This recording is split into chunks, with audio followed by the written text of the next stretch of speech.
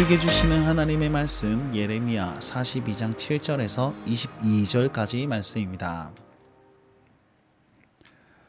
자, 오늘 본문은 어제의 본문, 이제 유다 백성들이 예레미야를 통해서 하나님 앞에 자기가 무엇을 해야 되며 어디로 가야 될지 물어보소서라고 기도 요청을 합니다.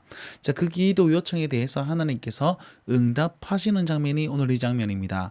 자, 하나님께서 응답을 하셨는데요. 이 유다 백성들이, 이 요한왕과 그 백성들이 생각하는 그런 응답은 아니었습니다. 그들은 애굽으로 가야 됩니까? 말아야 됩니까? 애굽으로 가겠다는 그런 마음이 많았거든요. 그런데 하나님의 응답은요, 이곳에 머물러라, 이 땅에 머물러라고 말씀하셨단 말이죠.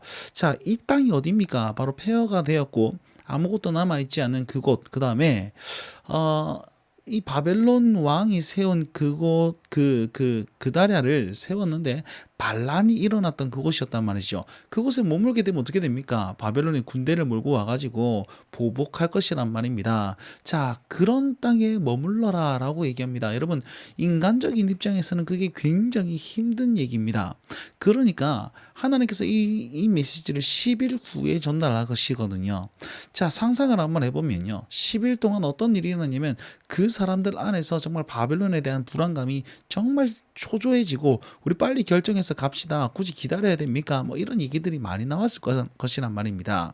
자, 그리고 나서 하나님의 뜻이라면 가겠다라고 했는데 내 생각과 하나님의 뜻이 다르자 하나님이 당황하는 그런 장면들이 등장했을 것 같습니다. 자, 그런데 이 땅에 머물러라라는 이 하나님의 메시지를 이들이 만약에 순종하면 어떻게 됩니까? 하나님께서는 두 가지 약속을 하십니다. 첫 번째 약속은 내가 뜻을 돌이키겠다, 이렇게 말씀하십니다. 보면 너희 만약에 이 땅에 머물고 있으면 내가 너희를 세우고 헐지 않겠다, 그리고 내가 너희를 심고 뽑지 않겠다. 이거 예레미야 1장 말씀에서 나오는 하나님의 메시지였습니다. 내가 여기서 너희를 뽑고 뽑고 다시 심을 것이다, 이렇게 얘기했단 말이에요. 그런데 하나님께서 그 뜻을 돌이키겠다라고 말씀하고 계시는 겁니다.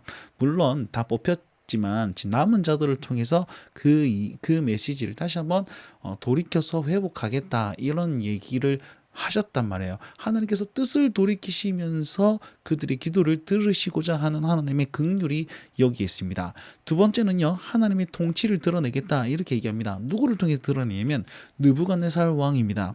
바벨론의 왕인 느부갓네살을 통해서 하나님께서 뜻을 나타내겠다, 내가 통치하고 있음을 드러내겠다 얘기하십니다. 자, 이 느부갓네살은 하나님의 택하신 자로서 유다를 멸망시키는 곳에 사용되었던 왕입니다. 근데 오늘 본문에 잘 보시면 이제는 내가 뜻하여서 그를 택하여서 너희를 회복시키는 대로 사용하겠다, 이렇게 말씀하셨단 말입니다. 11절 12절 말씀 보십시오. 너희는 너희가 두려워하는 바벨론 왕을 겁내지 말아라. 왜냐하면 내가 하나님이 너희를 불쌍히 여길 것이고, 그렇다면 그도 바벨론의 왕인 느부갓네살도 너희를 불쌍히 여기서 너희를 본향으로 돌려보낼 것이다. 그러니까 포로로 잡혀갈 것을 두려워하지 말라. 하나님의 뜻은 바벨론 포로에 있다라는 것을 또한 말씀하고 있는 겁니다. 그런데 사람의 눈으로 보기엔 이것이 정말 선뜻 받아들여지기 어렵습니다. 오늘 말씀해 보면 전쟁이 없을 것 같은 애굽, 정말 풍요로울 것 같은 애굽, 자기를 보호해 줄 것 같은 그 애굽, 이렇게 말씀하고 있거든요. 자, 그 애굽을 택한다면 어떻게 할 것이냐? 이것은 하나님께서 애굽에 가지 말고 이 땅에 머물러라 라는 그 말씀을 직접적으로 불순종하게 되는 것입니다. 두 번째, 이렇게 애굽으로 가게 되면 하나님께서 너희를 지켜줄 것 같은 그 애굽의 희망을 다 없애버릴 것이다. 칼이 너희를 따라가서 그 애굽을 칠 것이며 기근이 너희를 따라가서 애굽을 칠 것이다. 그리고 그곳에 가서 너희가 거기서 죽임을 당할 것이다, 이렇게 얘기를 하거든요. 하나님께서 그들의 죄를 따라가서 애굽을 치겠다, 이렇게 얘기하셨습니다. 그리고 마지막으로 언약적 축복이 저주가 될 것이다, 이렇게 말씀하고 있거든요. 칼과 기근과 전염병과 재난에서 너희가 벗어날 수 없을 것이고 너희가 다시는 이 땅을 보지 못할 것이다.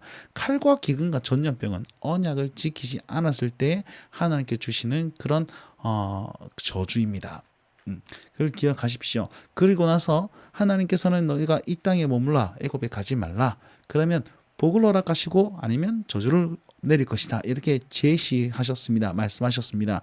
여기에 덧붙여서 이제 예레미야가 추가로 경고하는 말씀이 나타나는데요. 18절부터 22절까지입니다. 무엇이라면 하나님께서 애굽으로 가지 말라. 그렇게 하나님께서 직접적으로 말씀하셨지. 이제 나도 너에게 이 경고한 것을 분명하게 알게 할 것이다. 라고 얘기하면서 20절 말씀, 너희가 하나님께 보내어 이르기를 우리를 위하여 기도하라. 하나님의 말씀대로 우리에게 전하라. 우리가 그대로 행할 것이다. 이렇게 얘기하지 않냐. 그런데 너희는 말만 이렇게 하고 너희 마음에 나를 속였다. 하나님을 속였다라고 얘기를 하고 있습니다. 무슨 말이냐면 이미 애굽에게 가려고 마음 먹고 있고 하나님을 이용했다는 것입니다.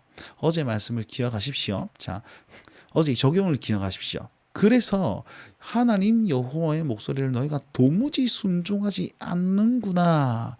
그래서 너희가 가서 머물려고 하는 곳 애굽에서 칼과 기근과 전염병에 너희가 죽을 줄을 분명히 알아라. 이렇게 얘기를 하고 있는 것입니다. 자, 왜 죽습니까? 바로 언약을 지키지 않았기 때문에 칼과 기근과 전염병, 언약적 저주로 죽을 것이다 라고 얘기를 하고 있는 겁니다. 자, 우리 삶에 한번 적용해보고 이 말씀대로 살았으면 좋겠는데요. 제가 묵상하고 적용한 바는 이렇습니다. 하나님은 긍휼하심과 하나님의 통치를 자기 자녀에게 보여주고 있습니다.